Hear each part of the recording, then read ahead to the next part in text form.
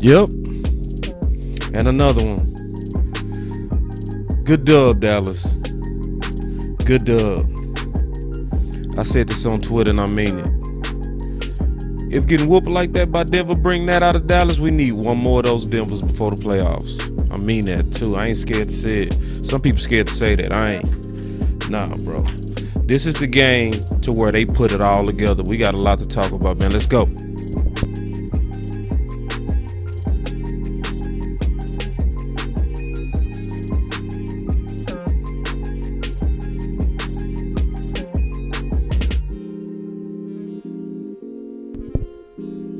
Yes, indeed, man. So much, man. I want to know, once we get in the show, I'm going to be real curious. Who is your player of the game? Because so many people played well. I know I got mine. Who is yours? Who's your player of the game? Who's the guy that turned up? Who's the guy that said, man, y'all got us messed up, man. Denver was an anomaly. Yeah, and it was. And that showed. Let's be also on the see, because it's a lot to learn from this. See, because how many of us I gotta be honest with ourselves. How many of us kind of felt a little bit deflated after that Denver? And it was like, man, was all that good we was seeing real? It was real, man. It was real. It was real the whole time. But why we doubt so fast? It's easy. It's been a long time. We're not used to this. We're not used to having real dogs. This all look new. This is new. This is new. We all getting used to it ourselves, man. So yeah, y'all be patient, man. Obviously, we setting up stuff in the back end. But we got a lot of good football to talk about. Y'all believe that? Y'all believe that? Yep. And we opening up the call lines. It's gonna be call line day all day. Yeah. And I see y'all in building. I see a lot of people already in the building, man. I can't wait to talk football with the Cowboys world. Not Cowboys Nation. This is the Cowboys world. We're international. We need to say it that way. This is Cowboys world. Not knocking anybody to say Cowboy Nation, but hey, man, when I talk to the people, I'm calling the people the Cowboys world. That's what it is. That's what we are. That's how I see us. So y'all stay with us, man. We getting ready to get this show kicked off, and we gonna be taking calls, talking about this dub. It was a good dub.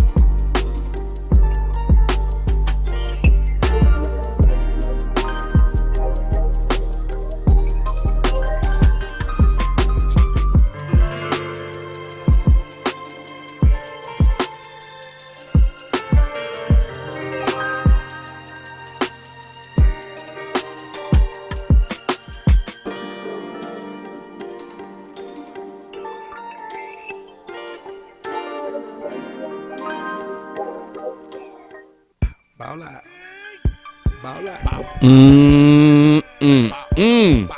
Y'all coming in with that fire already, man. I love it. I see it too. Ooh, we got a super chat from Terrence. He say his player of the game is my player of the game. I'm gonna go ahead and reveal it. It's your boy Jordan Lewis, man. That is Boss Cowboys player of the game. That is the guy who got the star. Man, I can't wait to do this show with all the family, man, with the Cowboy world. Yes. Yeah, man. So, yeah, I see a lot of people saying J. Lou. Y'all so greedy. Somebody said, Mark Ed said, I wanted that damn 50.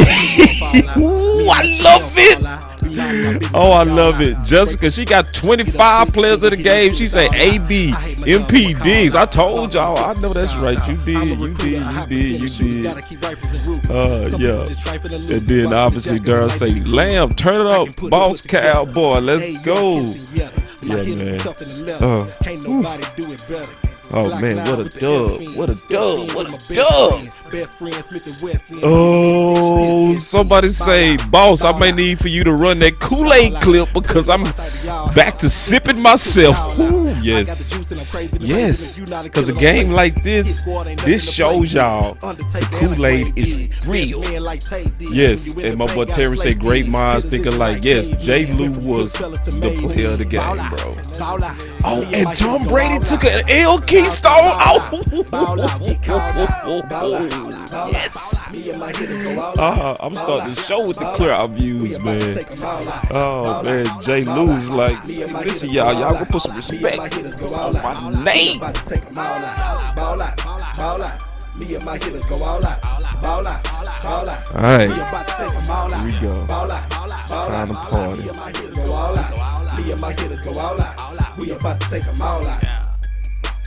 Yes, welcome to Boss Cowboy Sports, where your voice matters. Yes, indeed, another W by the Dallas Cowboys, and they made it look easy.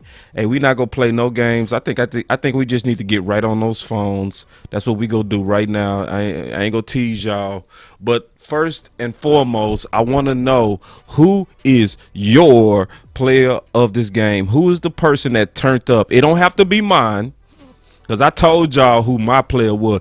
But so many people played so good. You could say a lot of them. You could say Zeke. You could say Dak. You could say, you better not say Lamb. My boy Lamb got to catch those balls. Give me 1 second. Getting that call line going. Y'all give me 1 second. So, but anyway, before we get that going, yeah, that is Boss Cowboys player of the game, Mr. CeeDee Lamb. And if we not doing that, you know what we go do next. We go, because it's just taking a little while for the phone to connect. I don't know why. It's a server issue with them. I'm looking at it. All right. But while we doing that, we go ahead and then take the voices from Cowboys world. Oh, somebody said Dan Quinn. Okay, that's different. All right, here we go. So, Mr. Dan Quinn. I can't fight you on that, because obviously this was a revenge game for him. And this being a revenge game, obviously it meant the world, and he dialed up. Now, one thing I definitely want to say for sure, I don't mean to bring this up so early, but I tell you what, it's so much I want to talk about, but I'm going to start with this one, okay, as I'm getting the phones going. I'm going to start with this for sure. And I'm going to just be honest with y'all. Y'all know that I'm going to go ahead and play it. Y'all already know. It's a big thing for Boss Cowboy to actually say publicly that he drunk Kool-Aid. Listen, I do not drink Kool-Aid without first measuring.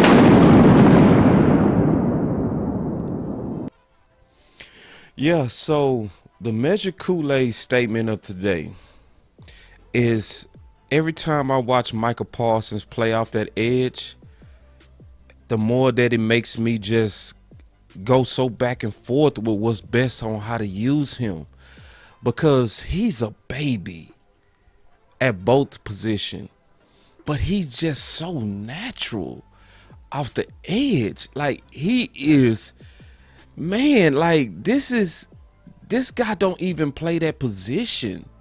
See, think about that.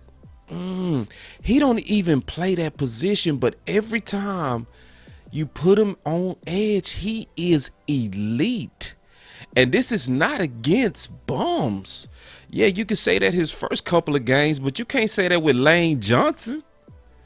And obviously he played way more linebacker today, but he makes it so hard. Like, this is a good problem, man, because he confuses me.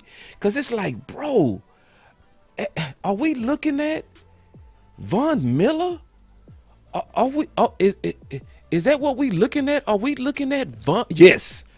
And I would say we are. We are looking at Von Miller. We are definitely looking at Von Miller.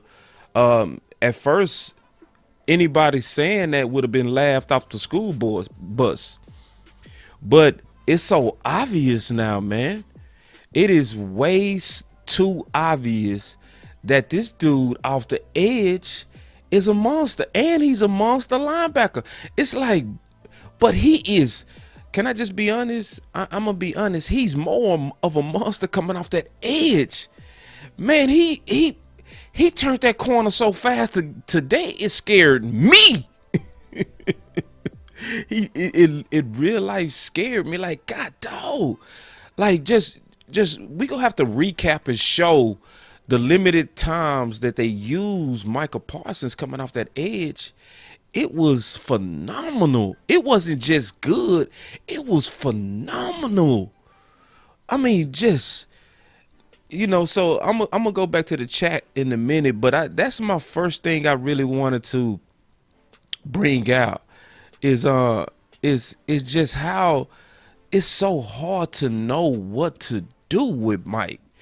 And it's because he's so tempting to make him a full-time pass rusher. So let me go back to the Cowboys world, and we go see what y'all talking about real quick about these players of the games, and then we go through some stuff real quick. All right, real quick. Let me go through. Ooh, yes, Keystone with the fire come. He say, revenge is best served cold. Yes, absolutely, bro. And Quinn got a nasty dose of quality revenge. But my thoughts on that, Keystone, is, and I'm gonna ask. Let's all be honest right now. I'm gonna ask a question, and I'm gonna actually pause and watch the chat to see what y'all think.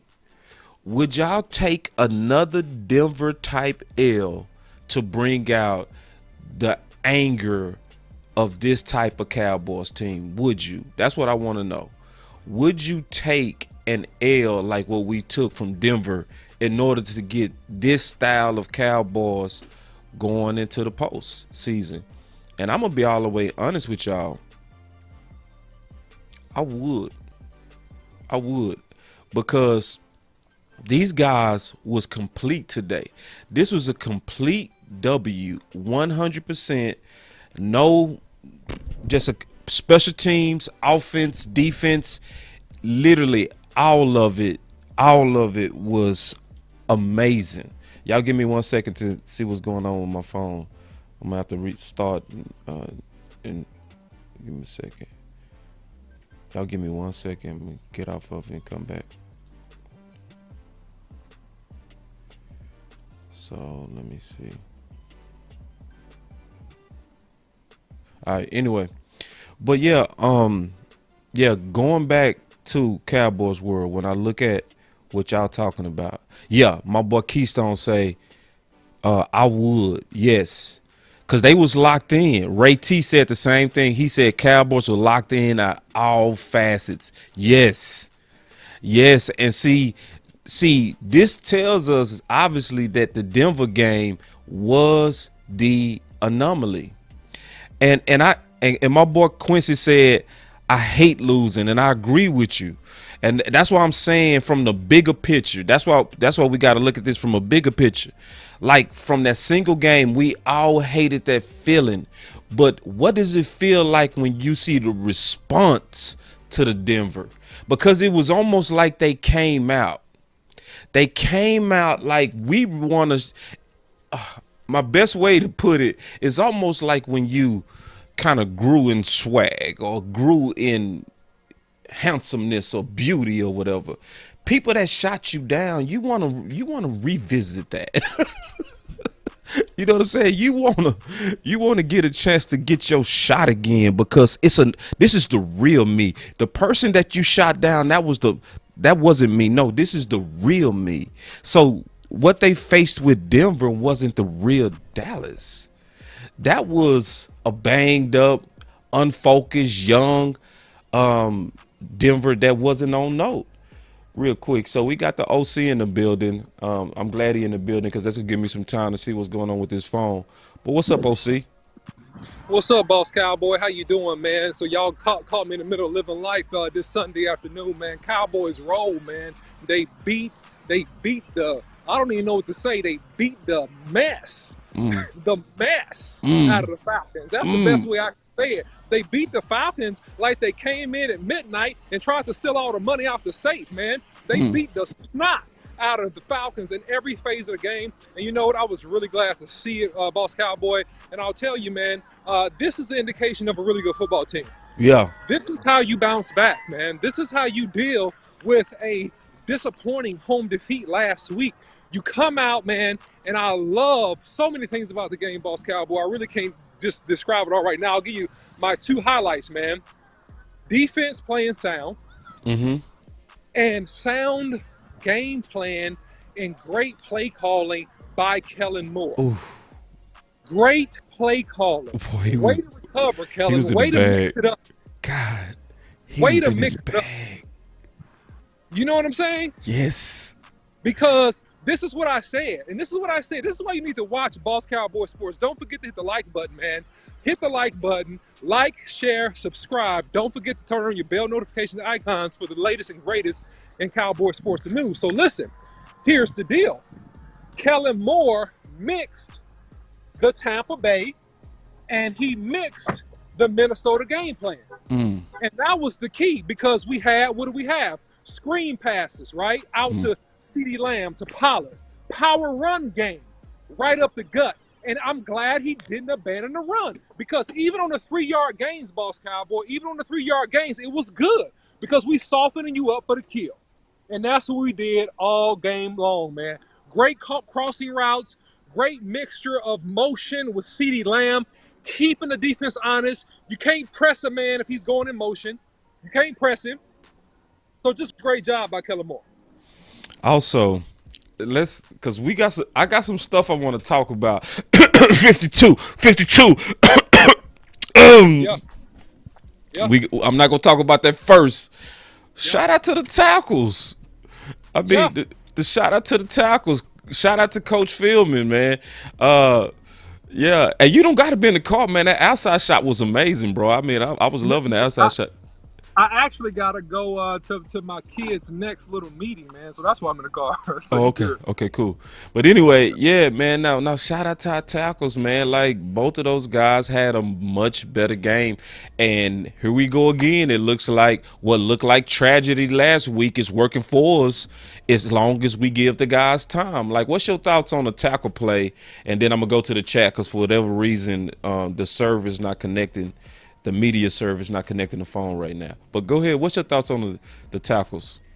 Yeah, man. I mean, the tackles did what they were supposed to do, man. Still had a much better game, as I anticipated that he would this game. But the play calling also helped him down, right? Lyle Collins had a much better game, man. Played solid. Both of those guys played well.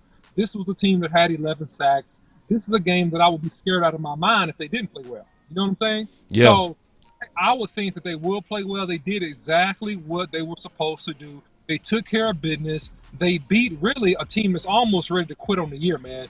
That Atlanta Falcons team looked like they were ready to quit on the year, man. They look like they're almost done. It's only halfway through the year.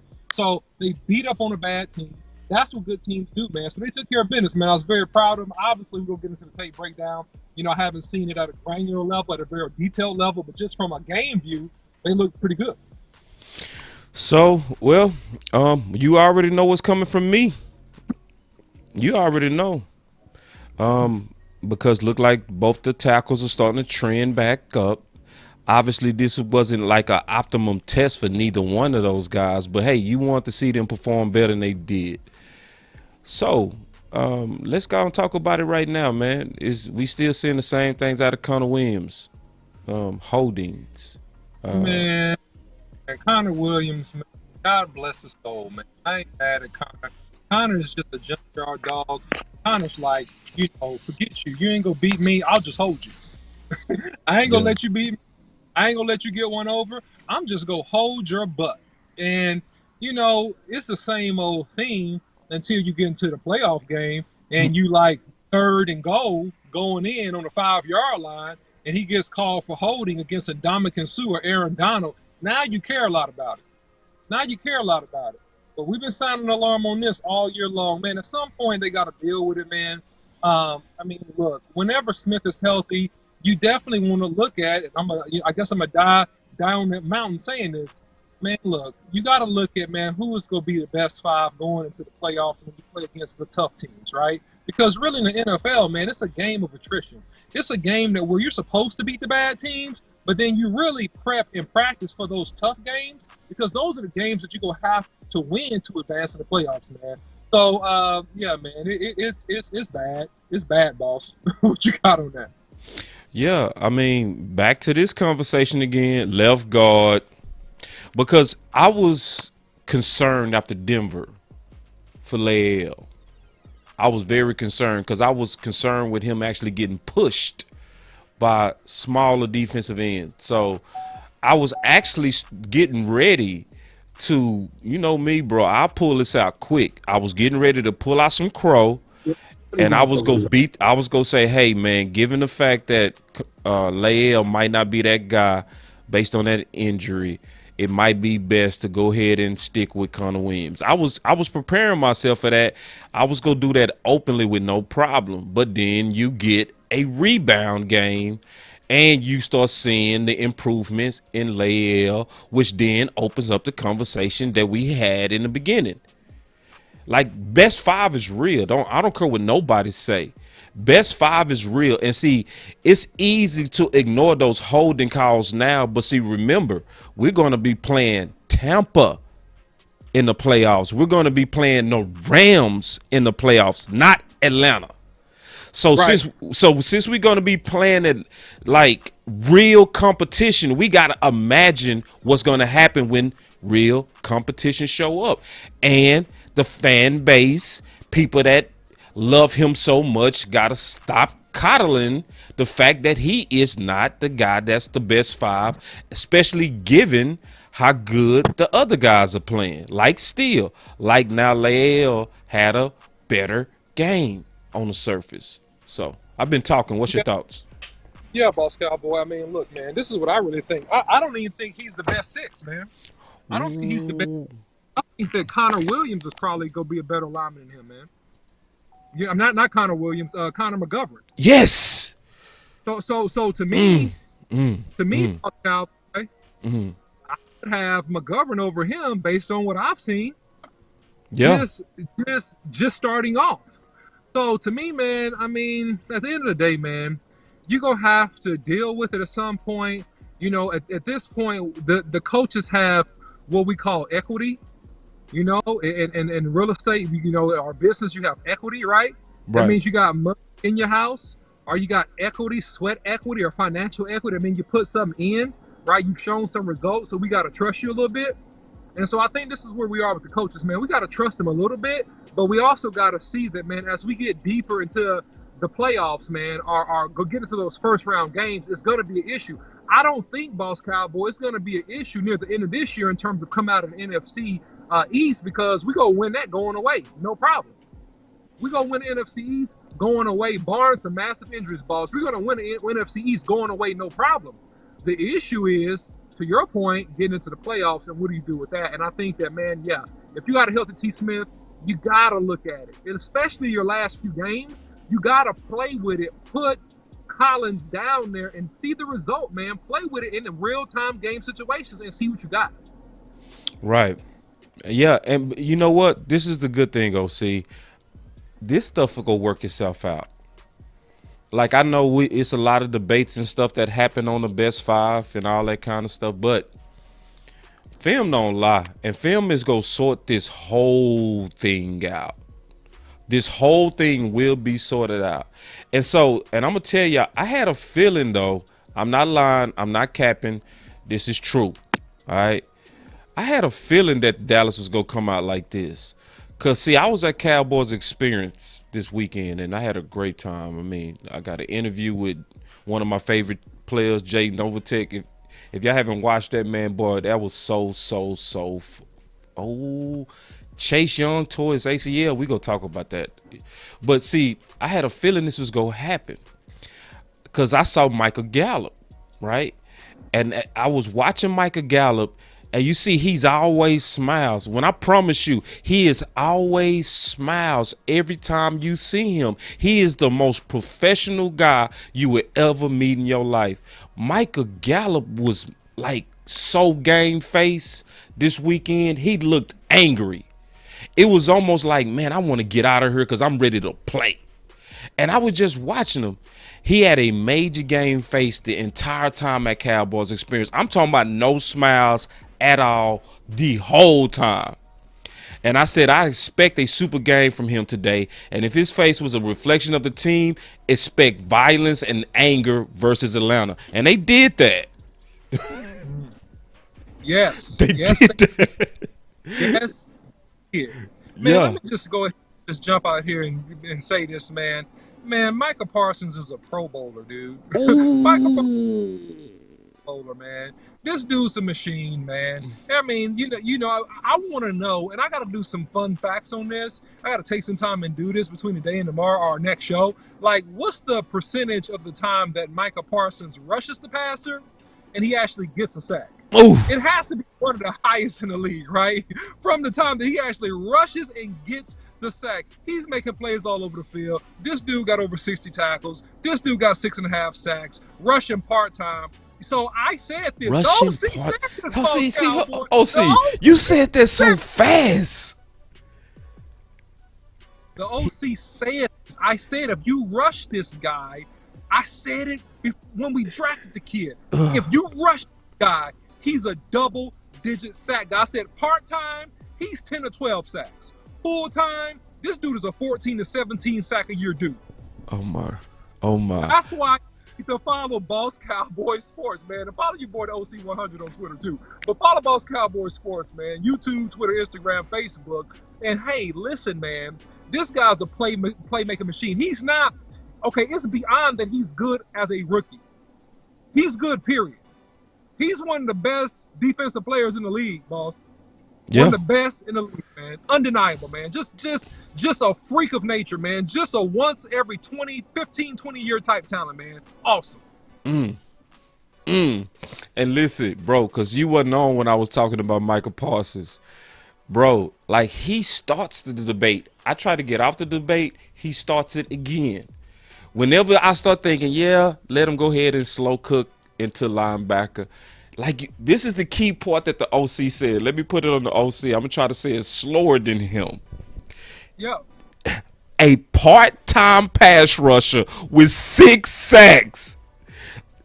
The OC, that was so key what the OC said. A part-time pass rusher. Bro. And then he was better today. Yeah, 6.5 sacks. And really, he got cheated out of a half a sack last week. He should just have 7 sacks. They credited, guy would have, he really got there first. But anyway, I digress. So, I mean, if you look at Micah Parsons, man, you got range, you got speed, you got explosiveness, you got agility. But the most important thing you got is something that I wish I could get inside of the heart of every Dallas defensive player. And I'm not saying we ain't got some dogs, because fortunately we do. But I'm talking about everybody. The desire to win, man. The desire for excellence, man. The chip on your shoulder, man, when things go bad for the team. He didn't talk about none of his tackles. He wasn't worried about that, man. He was upset this week because they got out hustled and punished versus Denver, man. And he had the whole team. I think he's becoming the emotional leader, coming out with a chip on their shoulder, ready to play and ready to bang. And that's what they did, man. All right, listen, let's go through my tweets if you don't mind. All right, just real quick. All right, so because my tweets is about the flow of the game. I watched the flow. I watched changes. One of the things that I took away is LVE was playing fast in the first series, and he's playing a little bit better. Now, I'm not saying he's great yet, but listen, y'all, all of us should be excited if there's even an opportunity for Crow. Right? I'm not go eat Crow on him yet. I need at least 3 more games, but he's playing better, and that's encouraging. What's your thoughts on LVE? Man, listen. LVE is a guy, man, that you always we talk about this offline, man, and most people don't understand this. If you got like a C level player or a C plus level player, and you put him around a couple great players, you can make him play like a B plus level. Right. And so that's what he's doing. He's playing up to the intensity, and he's playing up to the better players on the defense level. So he's going to consistently throughout the next several games climb, and his play is going to improve because he's playing around dogs, and now he want to be a dog too. Roof. He wants to be a dog too. So he go try to get some, but he ain't going to be an A plus level player because that's not who he is. But he can go from a C plus to a B plus. We're going to be a pretty doggone good defense. Yeah, man. No, it's no doubt we gonna be a good defense, and perfect comment because my boy Lance Bell talked about Curse as a leader. All right, and Curse when he made that hit and knocked the ball out. And I just like the tenacity of our safeties, bro. All of them, and Curse is the obvious leader of those guys, but he knocked the ball out. His energy is through the roof all day. And my boy Kazi in them Atlanta Boys faces, like really rallying the team. Like, what's your thoughts on Curse and the safeties? Because, man, them boys, listen, some of them go be gone after this season. I'm going to hate to see this group go. But this has been the best group that we've had in years. Well, here's the thing, man. Some of these boys have played their way into making some more money. So they go take the money from another team and they go. They go be up out of here, right? Right. And some of them, the better ones, man, you're going to be able to negotiate and get these guys on a lucrative short-term contract. And that's what the Dallas Cowboys need to do. And that's where Stephen Jones, man, they need to be very savvy in the offseason and let this season play out and keep the best ones that you can on short-term contracts. Yeah, you got to guarantee them $10 million. Yeah, you might have to guarantee a couple of them $12 million. But you know what? It's worth it, man, for the Super Bowl window that the Cowboys are in right now. No doubt, bro. And going back to my Twitter, because we gonna make the show real quick about Twitter because the phones, for whatever reason, they acting up. I'm so sorry, y'all. You know I love those phones, and the show is so much better when y'all participate. But we gonna get y'all in, even if it's by the comments, because y'all voice matter. But another thing that I noticed, and the shout out to Dan Quinn, man, in the first series, because I break the games down by flow. I mean, I watched the flow very closely, okay? And one of the things that I noticed in the flow is that Pitts was taking off in the first series. He was taking off, but it was more so because they was running in a lot of zones, and he was sitting down in them pockets, and he was just getting very easy chunk plays on us. And Dan Quinn made the switch. He went to J. Lou, and all those guys start manning up, and it shut Atlanta down. And it didn't take him all day to see it, because as fast as I could tweet it was just as quick as he did it. Like, they was having success against us versus the past until Quinn made the adjustment. Man, shout out to Quinn, bro. Like, I'm really, really, really seeing it, because I didn't believe it at first that he was going to get away, but I'm starting to really believe Quinn is gone, bro. He's just honestly doing too good. I am drinking the Kool-Aid on Quinn. It's a big thing for Boss Cowboy to actually say publicly that he drunk Kool-Aid. Listen, I do not drink Kool-Aid without first measuring. What's your thoughts, OC? Yeah, man. So, I mean, here's the deal, man, with Dan Quinn. Dan Quinn is a businessman, and he's coaching for his next contracting position. Y'all, excuse me, man. I got my little ones in the back.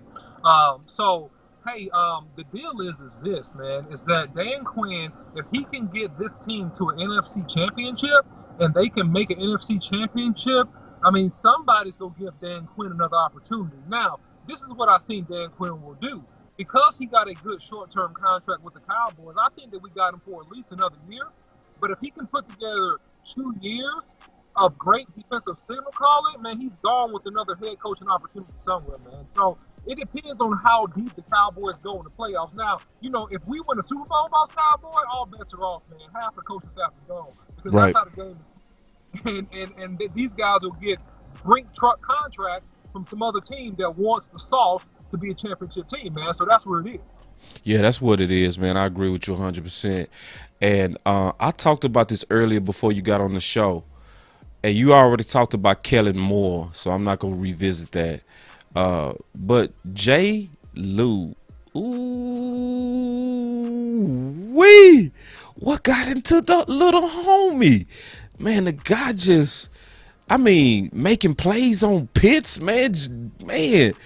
Like, man, listen, Jay Lou name is viral right now. If anybody go check Twitter, man, it lit up on Jay Lou just in the first half, and he completed it with that interception. Man, like, what's your thoughts on Jay Lou today? And then we can talk about the other guys. Man, Jay Lou is what I've been saying he is. He's a football player. Yeah. He's a good football player. And he's a competitor. He's not a guy that lays down and gives up the spirit. That's just what it is, man. So those guys, to me, the bigger the game, the better he's go play.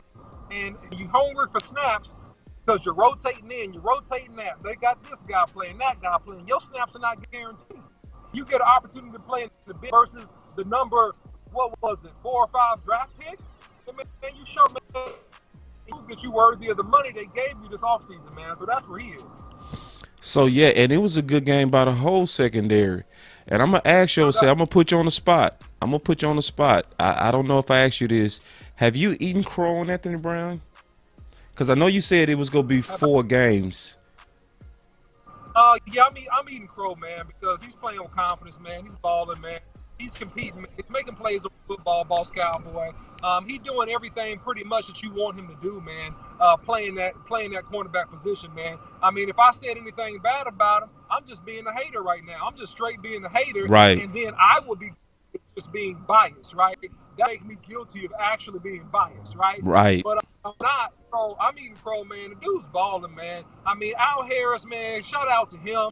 Man, he got the dude playing with confidence, man. Again, a rising tide, right, raises all ships. And that's what you see in the culture with the Cowboys in terms of the intensity on the defensive end of the football, man, and the addition of some of these dogs we just mentioned, and the attitude of Micah Parsons, man. It's raising everybody's play. You think it's the leadership of Parsons? Man, I think it has a lot to do with the energy and the leadership of Parsons, and it has to do with the veteran leadership, Neil, and also all these other guys in the secondary, the Curse. It has a lot to do with those guys as well, man, making it more competitive and pushing to try to be great, man. That's my opinion. Yeah, and listen, I think it's real because at this point we've all given Anthony Brown enough games to make sure if it was not fool's gold. I did it after 3. After the Minnesota, I went ahead and got the crow out because I felt like if anybody was going to expose him, it would have been Jefferson and Thielen. Once he got through that, I was like, yeah, I'm going to go ahead and eat it now. I'm going to go ahead and put it in there while it's cold. But the OC, he's very disciplined on this analysis. OC was like, no, I'm going to look at you for 4. And after 4, that's when I'm going to decide. And listen, this is a very good thing when both of us eat crow. Now, that don't mean we wasn't right at the time. Our eyes have said the truth. He just changed our eyes by what he's done on the field. Right. That's what it is. Yeah. He's changed the narrative by your play. And that's Yeah. And the great boxer Floyd Mayweather. And this is what I want. A lot of people follow our channel.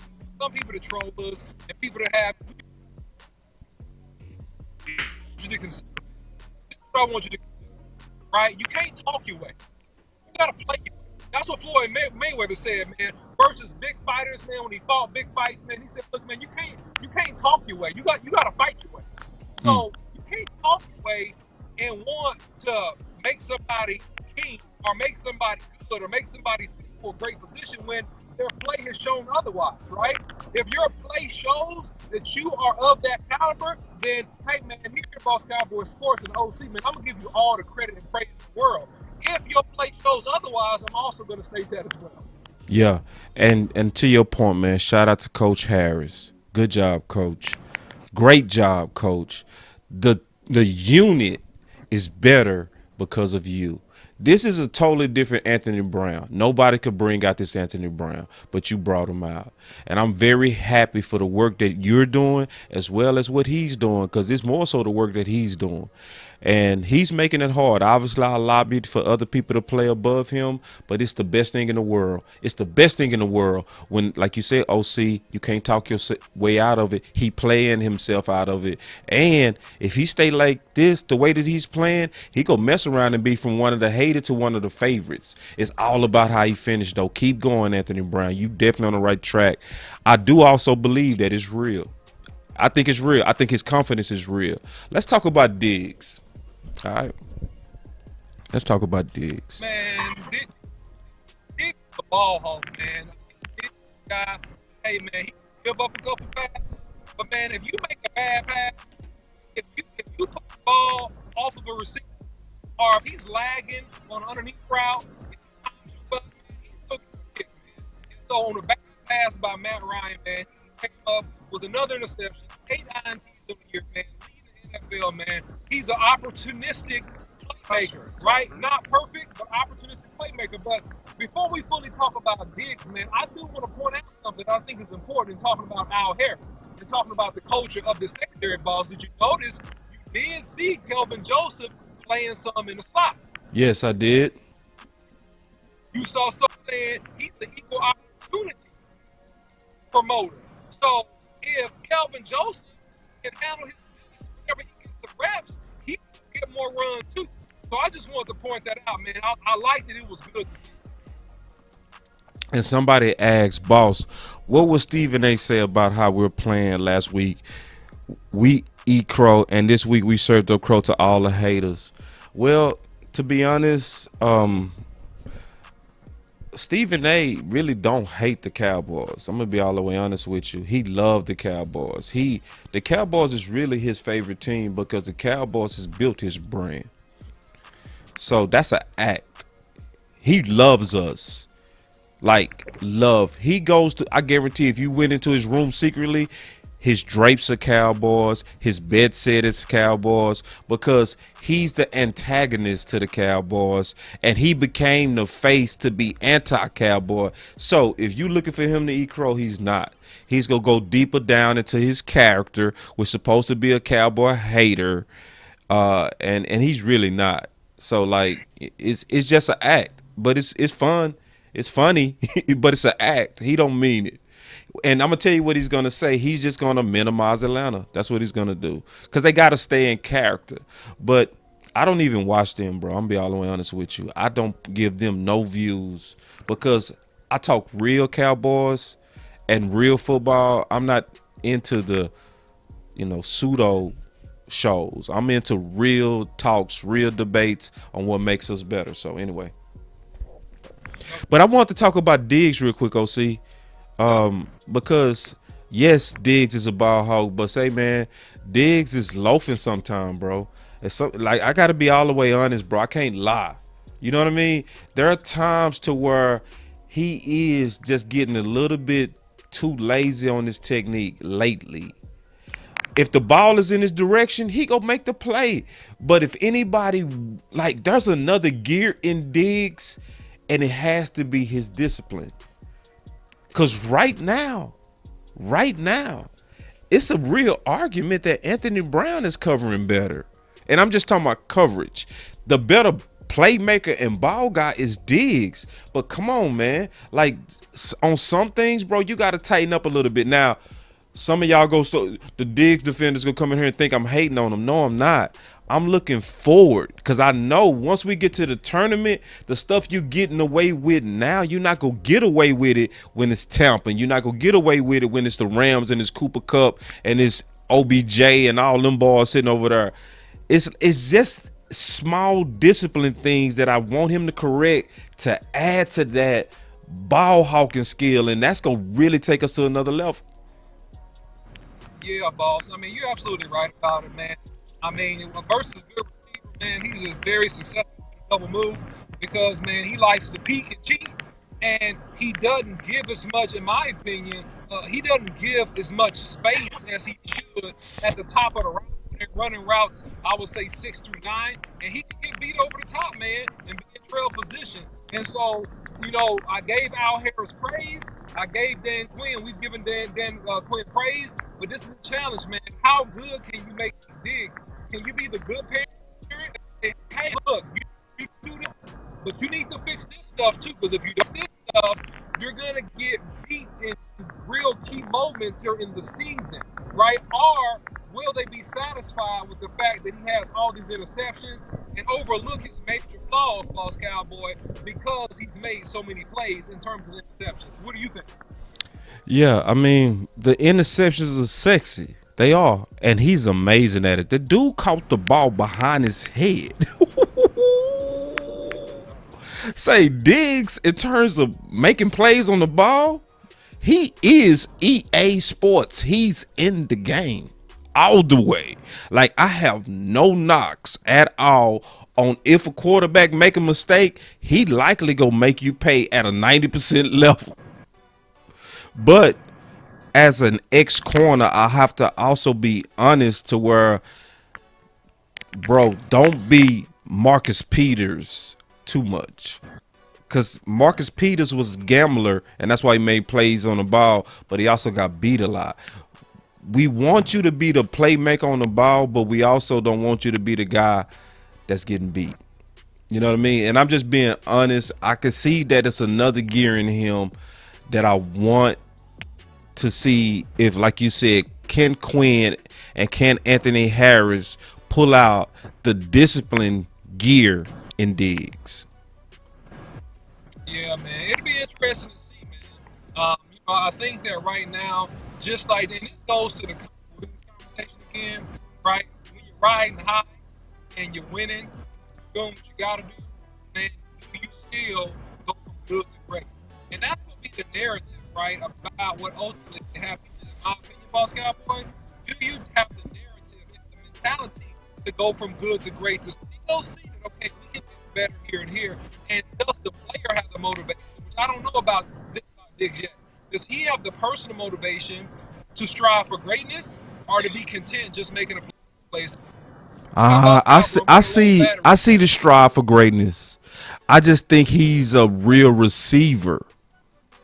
Like, when you listen, y'all listen to me close, okay? A receiver is just going to attack the ball. Corners have to have a little bit more discipline.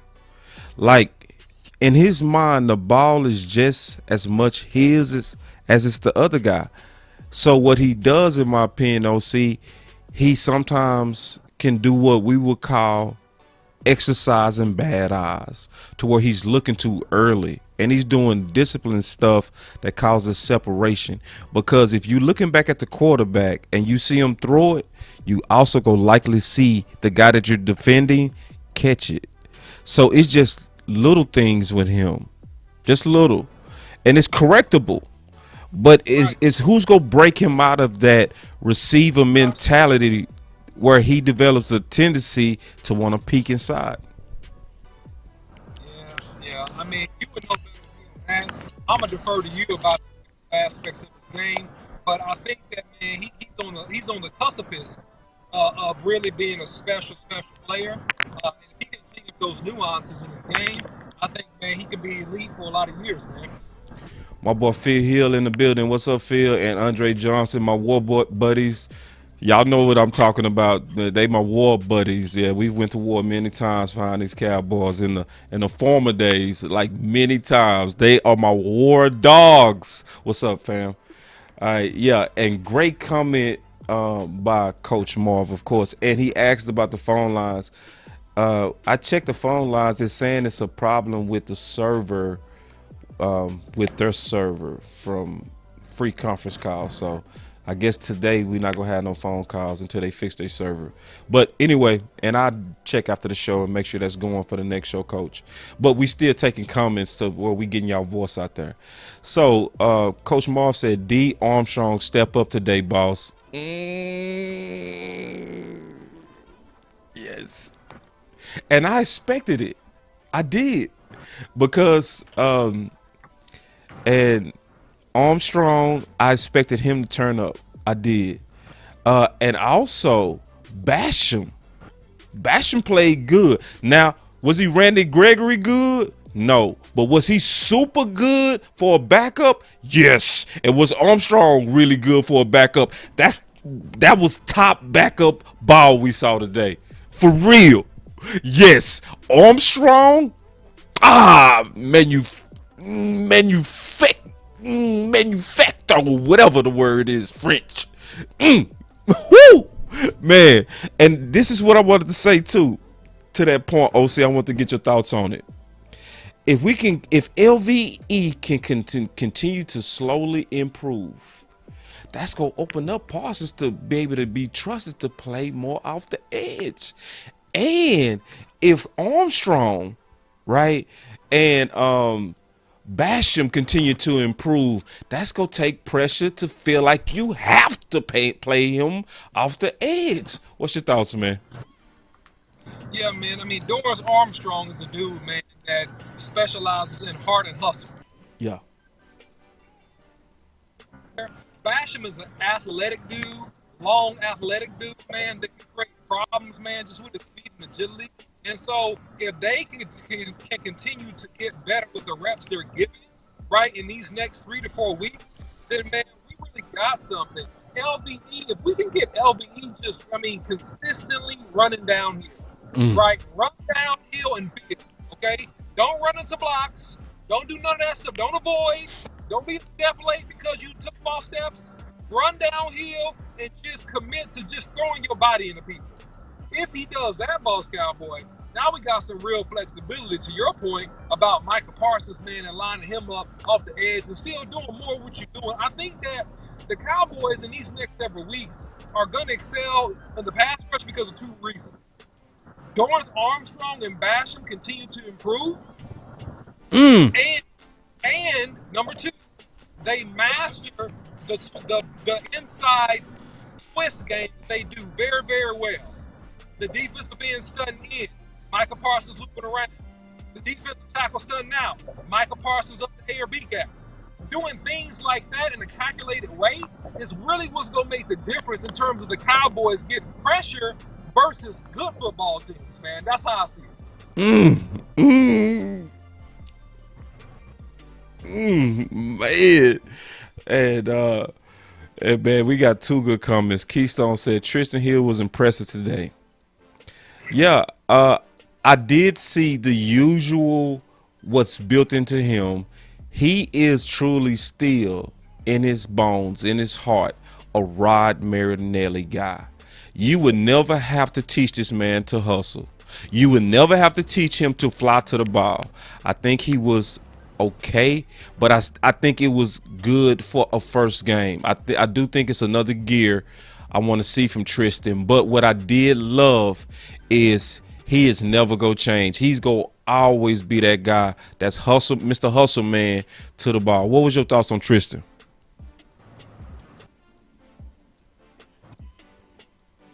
OC. Warm-up game. I'm glad to see him back, boss. You got me? Yeah, I got you now. You got me, boss? All right, yeah. Good. I said it was a good game for him to come back, man. And I think that, man, the next 2 to 3 to 4 weeks. And I think if he can improve and give us some more dynamic ability from the defensive tackle position, then, man, we going to be okay. Because the better he plays, hear me on this, the better our backup defensive ends we're going to play. The better the interior defensive tackles play, the better the backups are going to play because it's going to be favorable with a bunch of one-on-one matchups because you're forcing it, and that's what we want to see, man, from a veteran man that's playing for his life really right now. Right. And my boy Curtis, man, that's another one of my war dogs all day. What's up, Curtis? And listen, I never talked to Curtis. So we seeing the same things. He said LV stuck his head in the hole. That neck must be good with the thumbs up. Yeah, bro. Like, listen, like, I'm just being honest, man. I saw the same things. I saw LVE didn't look like he was making business decisions. I said it on Twitter. Curtis, I said the exact same thing you saying. Let me see if I can find it real quick. Where is that? Yep. It's LV playing fast in the first series. I could see it, and that's why I put encouraging, because he one of the few that we waiting on, right? He one of the few that's left. Like, bro, play like the guy we drafted, please. And he's starting to do that. I am seeing him improve. I am. Now, am I saying he's great yet? No. But I'm not throwing him away. He's still an asset to the team. There's still time for him to turn the corner. Anthony Brown has turned the corner. It's other guys that we was waiting on to turn the corner. Why can't he? So continues to prove, and I think that they've had real conversations with him about, man, hey, we need you to be better, man. We got a lot of people hurt, right? We got to rush Michael Parsons some. Hey, you can do it, son. We need you to hold this down. And I think those conversations, I think he's finally also, I think he's had enough time to get out of his feelings about the release of Jalen Smith too. I think emotionally, right, he's starting to calm down. And if he does that and focuses, it's going to result in better play for him. Yeah, because they like him. You know, they like him. But at the same time, the way that he was playing, he wasn't coming back. He wasn't coming back. But, hey, just finish, bro. Like, play like you played the first series, because I saw him in there trying to actually bang balls today. I was like, okay, all right. And he wasn't doing that. He was catching. He was not at all. If anything had anything to do with his neck, he avoided it. No, he wasn't playing like that today. And he looked like he played very hungry today. Something happened in that locker room, bro, because everybody, I'm telling you, when I saw Michael Gallup, bro, they were mad, bro. Listen, I've been seeing Michael Gallup at these events for the last 3 years. He always was Mr. Bubbly, Mr. Smiles, Mr. Great Guy, Mr. Kiss the Babies, bro. He looked angry. Like the whole time, I was like, because you know me, OC, I'm real observant. I'm like, say, that boy got a major chip on his shoulder. Like, I couldn't do nothing to crack ice, no jokes, nothing worked. Well, wouldn't you have a chip on your shoulder if you get hurt and you didn't put up great numbers, right? Great numbers for the first several years, and everybody talking about Cedric Wilson making you dependable? Ooh. That maybe we don't have to pay Michael Gallup. Maybe we'd be just fine without Michael Gallup. You've been hearing that for 5 weeks. Wouldn't you be a little irritated? Yeah, he irritated. Hey, I want him irritated. I want him extremely irritated. I want him to stay irritated for the rest of the year so he can just go berserk every time they throw him the football, man. So this all works well for us. Going back to Competition Tuesdays, Boss Cowboy, that's what you want. You don't want security. You don't want entitlement. We want maximum competition. And that's the culture we're creating, man. That's great. No, that's great, man. And this is the benefit of competition, bro. This is why I'm so glad we doing this show every week where we talk about competition, because it's so obvious that competition alone has made this team way better. Yep. Same players, way better. And especially from your BC guys, right? Because to me, competition says to them, if I win the crowd, I also can win my freedom. That's exactly what it says. I want to just say something real quick. I got about 5 left, Boss Cowboy. 5 minutes left? I got you. I got about 5. All right. one quick observation. Dallas was running to the left this game and having a lot of success running to the left. It seems to me, just from my eyeballs, that they really, really trust Steele, especially in the run game, because they seem to make a point to run to his side. That's what my eyes was. Was you seeing anything like that? Yeah, Boss Cowboy, because remember, they tried to run to the right last game and didn't have a lot of success. They didn't have a lot of success running to the right side of that offensive line. And this is no shade on nobody, but the host is listening. But it's just the truth.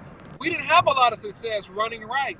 Yeah, Terrence Steele is showing himself as what I call a dynamic drive blocker. And the drive blocker is a guy that's able to just physically push somebody off the football and make you go backwards. Right. I ain't talking about position block and get on one shoulder.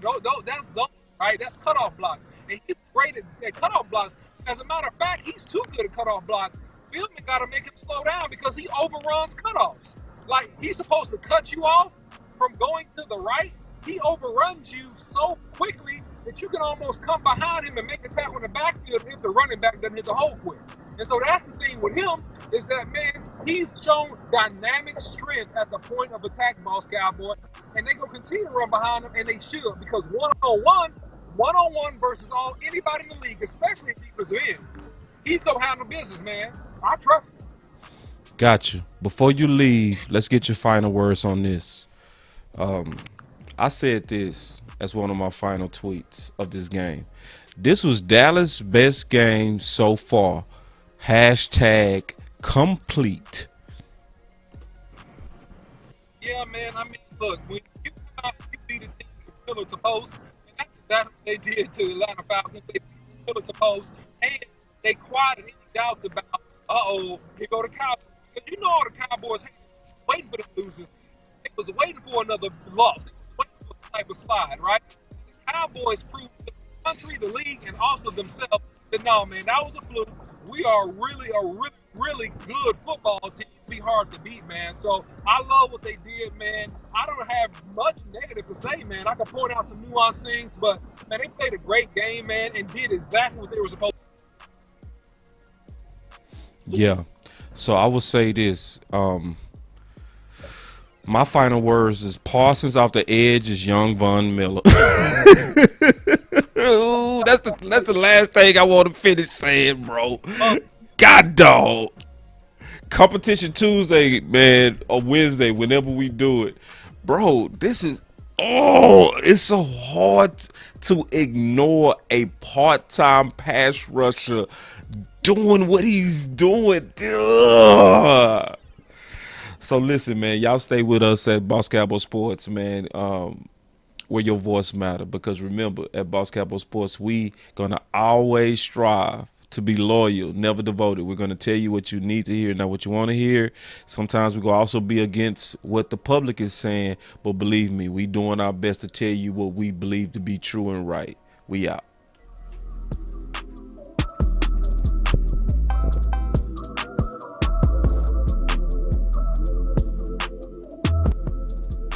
Boss Cowboy Sports, where your voice matters.